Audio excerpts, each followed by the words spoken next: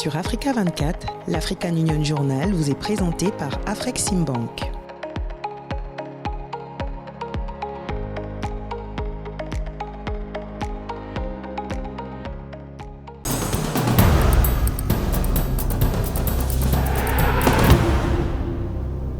Bienvenue dans cette édition spéciale de l'African Union Journal, votre rendez-vous hebdomadaire consacré à l'actualité de l'Union africaine.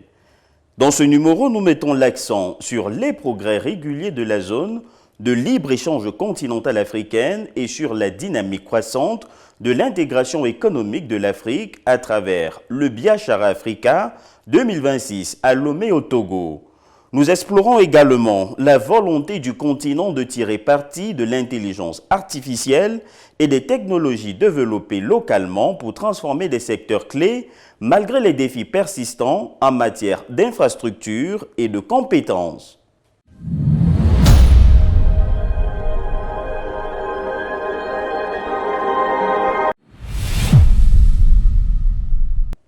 Du 18 au 20 mai 2026, Lomé a abrité la 3e édition de Biashara Africa 2026, une rencontre continentale consacrée au commerce, à l'investissement et à l'intégration économique africaine. Organisée par le gouvernement togolais et le secrétariat de la ZLECAf, le forum réunit décideurs, politiques, investisseurs et acteurs économiques autour d'un objectif commun: accélérer les échanges intra-africains et renforcer la production locale. Forte de 55 États membres de l'Union africaine, dont 54 déjà signataires de son accord fondateur, la ZLECAf regroupe plus de 1,4 milliard d'habitants pour un PIB combiné estimé à plus de 3 400 milliards de dollars, faisant d'elle le plus vaste espace de libre-échange au monde en nombre de pays participants. Mais malgré ce potentiel, les échanges intra-africains restent encore limités. Selon le rapport sur l'intégration africaine 2025, ils représentaient seulement 15% des exportations du continent en 2023. À Lomé au Togo, près de 1400 participants prendront part du 18 au 20 mai 2026 à Biashara Africa 2026 autour de plusieurs priorités: industrialisation, commerce numérique, système africain de paiement, logistique et financement des échanges commerciaux. The question of how does Africa engage during this moment? La question de comment l'Afrique s'engage en ce moment, en effet, nous parlons d'un marché de l'investissement. Nous avons besoin d'investissements de différents endroits du monde. Nous avons besoin d'un transfert de technologie. Nous avons besoin d'un transfert de connaissances pour que ce marché énorme puisse fonctionner et vraiment agir afin d'assurer que nous créons nos propres opportunités. So as to ensure that we create ourselves our own opportunities. Biashara Africa 2026 se tient dans un contexte marqué par les tensions géopolitiques, le durcissement du commerce mondial et la réorganisation des échanges internationaux. Face à ces mutations, plusieurs économies africaines accélèrent leur intégration régionale pour renforcer les échanges intra-africains et réduire leur dépendance extérieure. Mais cette dynamique reste freinée par des barrières non tarifaires, les coûts du transport, les insuffisances logistiques et les difficultés d'accès au financement. Des contraintes qui touchent particulièrement les PME, considérées comme le principal moteur de la transformation économique du continent. The issue of the access to finance. You will find that the protocol... Sur l'issue de l'accès au financement, vous trouverez que le protocole sur les femmes et les jeunes dans le commerce, en fait, provoque des engagements que nos États membres ont pris pour s'assurer qu'ils donnent le fonds nécessaire d'une manière structurée, pour s'assurer que le secteur privé se dérisque de certains de ces défis que les PME et les plus petites PME rencontrent. Du 18 au 20 mai 2026, Biashara Africa 2026 à Lomé au Togo réunit 30 États membres autour d'espaces d'exposition consacrés aux produits, aux innovations et au savoir-faire africain, tandis que 120 entreprises participent aux rencontres commerciales et aux plateformes d'échange économique du continent. L'intégration commerciale africaine poursuit parallèlement sa progression. À ce jour, 49 États africains ont ratifié l'accord de la ZLECAf et 50 pays ont engagé des stratégies nationales de mise en œuvre. Réunis le 19 mai à Lomé dans le cadre de Biashara Africa 2026, responsables africains, régulateurs économiques et partenaires internationaux ont lancé la conférence inaugurale de la ZLECAf sur la politique et le droit de la concurrence. Au cœur des échanges, la construction d'un marché africain intégré, capable de conjuguer libre-échange, régulation économique et protection des consommateurs à l'échelle continentale. La conférence inaugurale de la ZLECAf sur la politique et le droit de la concurrence s'est ouverte le 19 mai 2026 à Lomé au Togo autour d'un enjeu central, mettre la concurrence au service de l'intégration des marchés africains. Réunis dans le cadre de Biashara Africa 2026, responsables africains, régulateurs économiques et partenaires internationaux ont plaidé pour des règles communes capables de sécuriser l'intégration économique du continent. Les échanges ont porté sur un marché africain estimé à 1,4 milliard d'habitants pour un PIB combiné de 3 400 milliards de dollars. Pour les autorités de la ZLECAf, la suppression progressive des barrières commerciales ne peut produire ses effets sans mécanismes continentaux de régulation contre les cartels, les abus de position dominante et les distorsions de concurrence. If we have open borders, but we allow cartels to partition markets behind... Si nous avons les frontières ouvertes, mais que nous ne permettons aux cartels de fragmenter les marchés derrière ces frontières ouvertes, nous les éliminons les droits de douane comme nous prévoyons de le faire d'ici 2030 afin de commercer sans barrière tarifaire à l'échelle du continent africain, tout en permettant aux entreprises dominantes déjà établies d'écraser et d'exclure les nouveaux entrants du marché. Alors, nous n'aboutissons pas. Nous aurons un programme d'intégration du marché incomplet. Ce qui est clair, c'est que nous, Africains, devons accorder une priorité à la complémentarité des politiques publiques.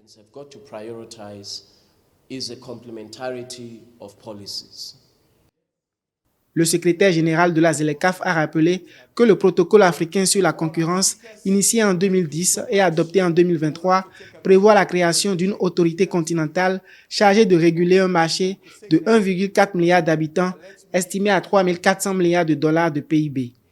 Le dispositif couvre en priorité les secteurs du transport, de la logistique, du numérique et du commerce électronique.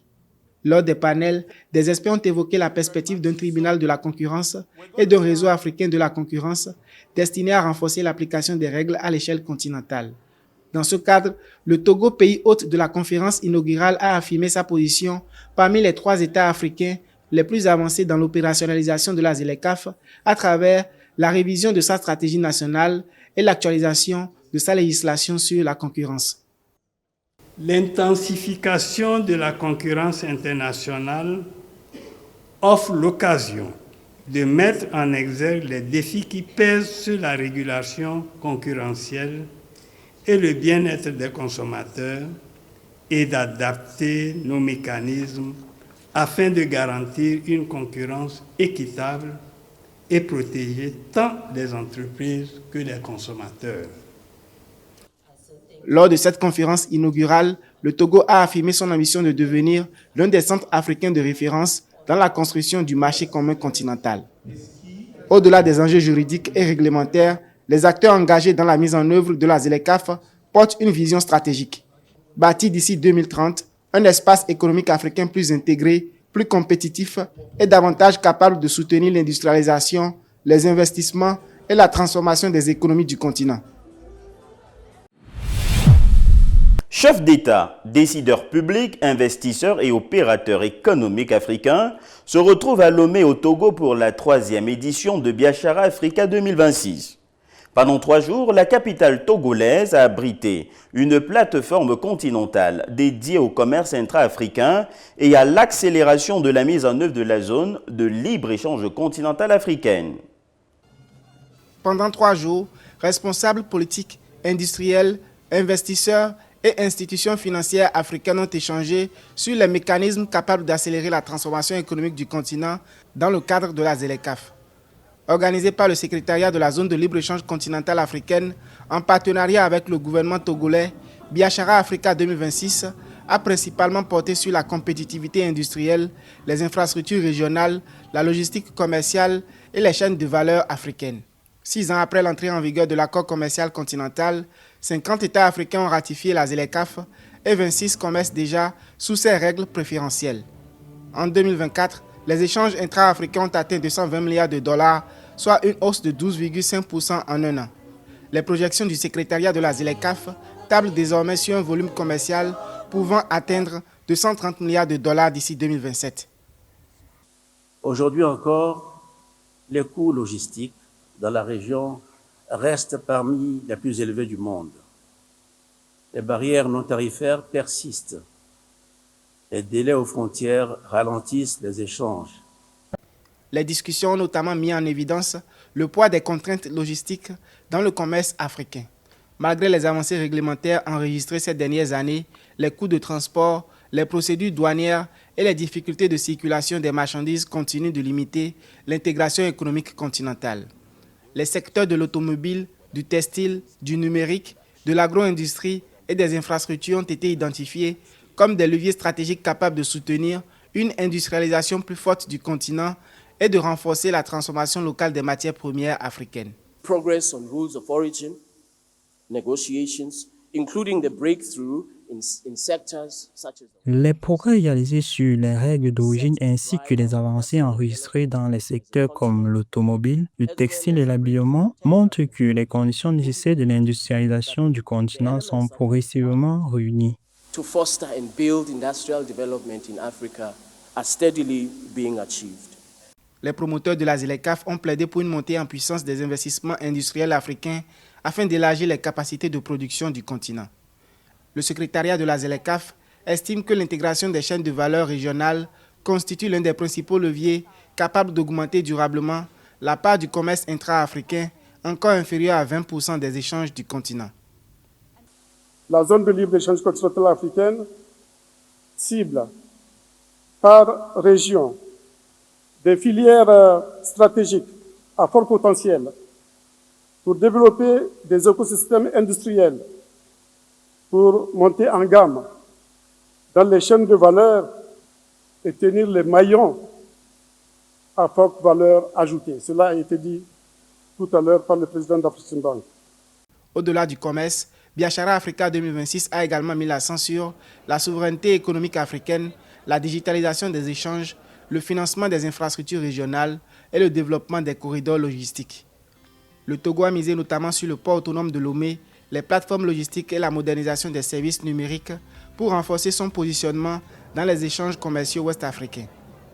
Avec un PIB continental estimé à plus de 3 400 milliards de dollars et une population appelée à dépasser 2,5 milliards d'habitants en 2050 selon les Nations Unies, la ZLECAf cherche désormais à transformer l'Afrique en un marché intégré capable de soutenir industrialisation, investissement et compétitivité à l'échelle mondiale.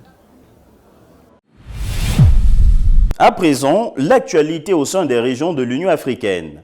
Le 25 mai 2026, à l'occasion de la Journée de l'Afrique, le président de la République du Congo, Denis Sassou Nguesso, a annoncé la suppression des exigences de visa pour tous les ressortissants africains à compter du 1er janvier 2027. Le Congo rejoint ainsi le Bénin, le Ghana, le Rwanda, les Seychelles, la Gambie et le Togo, soit au moins 6 pays africains ayant adopté ou annoncé une politique d'entrée sans visa pour tous les citoyens du continent. Il s'agit d'un signal politique fort dans un contexte d'accélération de l'intégration continentale. Dans la dynamique de la zone de libre-échange continentale africaine, la République du Congo et le Togo ont franchi une nouvelle étape vers la libre circulation sur le continent. Les deux pays ont annoncé la suppression du visa pour les ressortissants africains. Au Congo, la suppression du visa pour les ressortissants africains a été annoncée par les autorités à l'occasion de la Journée de l'Afrique le 25 mai 2026. La mesure qui entrera en vigueur le 1er janvier 2027 s'inscrit notamment dans la volonté des autorités d'accélérer l'intégration continentale. Je saisis cette occasion solennelle pour annoncer ce jour qu'à partir du 1er janvier 2027, l'entrée en République du Congo ne sera plus jamais soumise au visa pour tous les peuples africains. Au Togo, depuis le 18 mai 2026, les ressortissants africains peuvent entrer sur le territoire sans visa pour des séjours allant jusqu'à 30 jours. Une mesure qui vise à renforcer l'intégration régionale et la mobilité sur le continent dans le cadre de la mise en œuvre de la ZLECAf. J'ai la conviction que par cette décision, d'autres pays suivront la marche pour que désormais, en allant au Kenya, en Éthiopie, en Afrique du Sud, en Égypte, au Nigeria, partout ailleurs en Afrique, quand on est ressortissant de ce continent, que nous n'ayons pas besoin de cette formalité. Ces décisions interviennent dans un contexte où la libre circulation des personnes est considérée comme un levier majeur de développement économique et d'intégration continentale. Elle s'inscrit dans la vision de la zone de la libre-échange continentale africaine et de l'agenda 2063 de l'Union africaine. En ce qui nous concerne et en lien avec la consolidation de notre engagement en faveur de la vision des pères des indépendances africaines, la liberté et l'émancipation des peuples africains, l'accélération de la libre circulation des personnes et des biens sur le continent, l'intégration des États avec, à terme, l'usage d'un passeport africain unique. Le Togo et le Congo rejoignent ainsi les pays africains engagés dans la suppression du visa pour les citoyens du continent, une dynamique qui renforce la vision d'une Afrique intégrée tournée vers la libre circulation et la construction d'un marché commun. Le Botswana officiellement rejoint la Fédération mondiale des bourses de diamants en tant que membre affilié lors du sommet international organisé à Gaborone le 18 mai 2026. Cette adhésion stratégique renforce l'ambition du pays de s'établir comme une référence mondiale pour les diamants naturels d'origine éthique. À cette occasion, la ministre botswanaise des Mines et de l'Énergie, Bogolo Knewendo, a clairement indiqué que le Botswana entend désormais jouer un rôle majeur sur l'ensemble de la chaîne de valeur du secteur et non plus se contenter d'être l'un des plus grands producteurs mondiaux. En adoptant une nouvelle approche stratégique dans le secteur du diamant, le Botswana a adhéré officiellement à la Fédération mondiale des bourses du diamant le 18 mai 2026. Cette initiative vise à transformer le pays en un centre mondial pour le commerce et le marketing du diamant, allant au-delà de la simple extraction minière. Face à un surplus de stock, la production nationale a été réduite à 15,1 millions de carats. Les diamants sont d'une importance capitale pour l'économie botswanaise puisqu'ils représentent près de 30% du PIB, environ 80% des exportations et plus de 90% des recettes d'exportation selon la Banque mondiale. Nous voulons réduire l'écart entre notre statut de pays producteur et les grands centres de négoce afin de construire ensemble des centres commerciaux et des chaînes de valeur qui développeront non seulement le Botswana, mais contribueront aussi à la croissance mondiale. Face à la concurrence grandissante des diamants synthétiques qui sont beaucoup moins chers et prennent des parts de marché, les responsables de la Fédération mondiale des bourses du diamant considèrent l'adhésion du Botswana, un producteur majeur, comme un atout stratégique essentiel pour la filière. Cette intégration vise à soutenir les efforts de l'industrie pour maintenir la valeur et l'attractivité des diamants naturels auprès des acheteurs. La Fédération mondiale des bourses du diamant représente les principales bourses diamantaires du monde, ces centres de négoce qui constituent l'épine dorsale du commerce international du diamant. Aujourd'hui, pour la première fois, le Botswana et l'Angola, deux des plus importants pays producteurs de diamants au monde, siègent à la table où se façonne l'avenir de notre industrie. Le Botswana mise sur les diamants éthiques pour renforcer son image internationale avec des pierres présentées comme des diamants du développement extraites de manière responsable et sans conflit. Grâce au revenu du diamant, le revenu par habitant au Botswana est passé d'environ $100 à plus de $8 500. Premier producteur africain, le pays abrite aussi la mine de diamants la plus riche du monde qui extrait chaque année entre 12 et 15 millions de carats et génère 60% à 70% des revenus du Botswana. Pour nous, les diamants ne peuvent plus simplement quitter le Botswana à l'état brut. Ils doivent partir comme des histoires, des marques, un savoir-faire, de la technologie, un investissement, du luxe et des emplois créés ici même. Mais le secteur diamantifère traverse une crise mondiale. La demande ralentit, les prix chutent et les diamants synthétiques gagnent du terrain. Les revenus miniers du Botswana sont tombés à environ 770 millions de dollars, soit 47% des niveaux habituels, contre une moyenne historique de plus de 1,9 milliard de dollars en 2025. Pour le gouvernement botswanais, le défi est désormais de diversifier l'économie tout en protégeant la valeur des diamants naturels.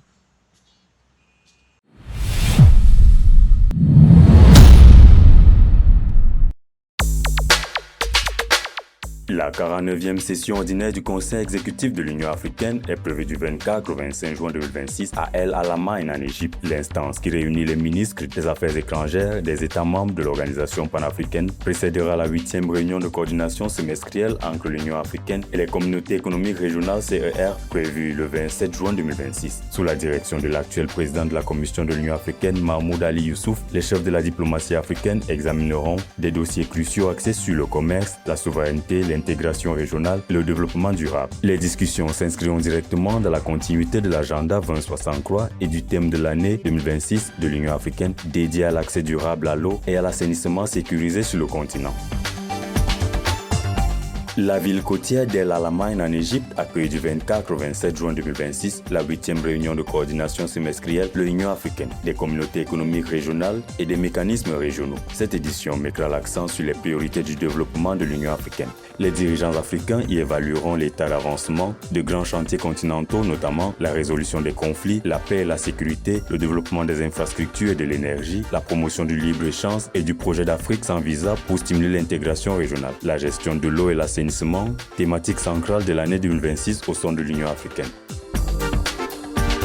La 44e conférence annuelle sur les transports d'Afrique australe, SATEC 2026, se déroulera du 6 au 9 juillet 2026 à Pretoria, en Afrique du Sud. Ce rendez-vous majeur du secteur des transports en Afrique australe réunira des ingénieurs, chercheurs, décideurs publics, opérateurs logistiques et institutions régionales. Les travaux seront axés sur la modernisation des infrastructures de transport, la mobilité durable, la digitalisation des systèmes logistiques et l'intégration régionale. L'événement vise à proposer des solutions innovantes pour améliorer la connectivité et soutenir la croissance économique de la région SADC.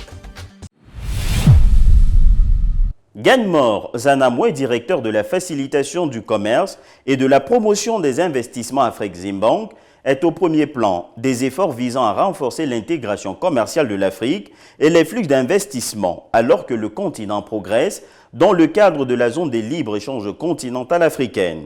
À travers ses fonctions au sein de la Banque africaine d'import-export, il se concentre sur l'amélioration du commerce transfrontalier, la facilitation des investissements et le soutien au développement de chaînes de valeur régionales destinées à stimuler l'industrialisation et la transformation économique à travers l'Afrique. Lucrèce Bongo-Levina. Routes saturées, procédures douanières lentes, coûts logistiques parmi les plus élevés au monde. Pendant longtemps, ces obstacles ont freiné le commerce entre pays africains. Aujourd'hui, la ZLECAf veut inverser cette tendance. L'objectif, permettre aux économies africaines de commercer davantage entre elles, réduire la dépendance aux importations extérieures et développer des chaînes de valeur régionales. Selon plusieurs institutions africaines, le commerce intra-africain pourrait dépasser les 230 milliards de dollars dans les prochaines années grâce à l'accélération de l'accord continental. Dans le cadre de la ZLECAf, nous créons un marché unique. Nous ne mettons pas l'accent sur la concurrence, mais plutôt sur la collaboration. C'est cet esprit de collaboration que nous cherchons à favoriser à travers des chaînes de valeur régionales ou continentales. Ainsi, le fonds de crédit apportera effectivement un soutien pour permettre aux acteurs d'intégrer ces chaînes de valeur stratégiques. Pour accompagner cette transformation, Afreximbank déploie plusieurs instruments financiers et logistiques. La Banque panafricaine affirme avoir mobilisé des dizaines de milliards de dollars pour soutenir le commerce intra-africain, les infrastructures régionales et les investissements industriels. Parmi les priorités, la modernisation des corridors commerciaux, la réduction des délais aux frontières et la mise en place des systèmes de paiement africains en monnaie locale. Des initiatives comme le PAPS, le système panafricain de paiement, visent notamment à réduire les coûts de transactions transfrontalières. Nous avons effectivement constaté que lorsque les pays s'engagent dans la suppression des droits de douane et la libéralisation tarifaire, certains d'entre eux risquent de subir une baisse de leurs recettes. C'est pourquoi nous avons mis en place un fonds d'ajustement de la ZLECAf d'un montant de 10 milliards de dollars américains. La Banque africaine d'import-export Afreximbank y a déjà contribué à hauteur d'1 milliard de dollars américains. Nous avons également accordé une subvention de démarrage d'environ 10 millions de dollars qui servira de base au fonds principal destiné à compenser les pertes de recettes douanières. Autre enjeu majeur, l'industrialisation du continent. La ZLECAf ne vise pas seulement à augmenter les échanges commerciaux, elle ambitionne aussi de transformer localement les matières premières africaines. Automobile, agro-industrie, textile, industrie culturelle ou encore transformation minière, plusieurs secteurs sont identifiés comme stratégiques pour créer davantage de valeur ajoutée sur le continent. Les grandes rencontres économiques africaines comme la foire commerciale intra-africaine organisée à Alger en 2025 illustrent cette dynamique. L'événement a permis de générer plusieurs dizaines de milliards de dollars d'accords commerciaux et d'investissements. Comme vous le savez, le mandat principal d'Afreximbank est de faciliter et de promouvoir le commerce intra-africain, c'est-à-dire les échanges commerciaux entre les pays africains eux-mêmes. Comme vous le savez peut-être, le commerce intra-africain demeure relativement faible, représentant seulement entre 15% et 18% du commerce total. Des plateformes comme celle-ci sont particulièrement importantes car elles permettent d'examiner certains des principaux défis qui entravent le commerce intra-africain et surtout de se concentrer sur les solutions à mettre en œuvre pour les surmonter. À Afreximbank, nous sommes fiers d'avoir été un partenaire clé de la ZLECAf depuis ses débuts. La réussite de la ZLECAf dépendra désormais de la capacité des États africains à transformer les engagements politiques en résultats concrets sur le terrain. Une intégration économique africaine qui pourrait redéfinir durablement les équilibres commerciaux du continent et sa place dans l'économie mondiale.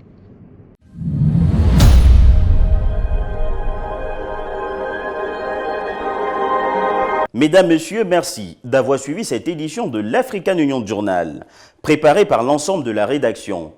Retrouvez l'intégralité de ce programme sur notre site web africa24tv.com et sur l'application MyAfrica24.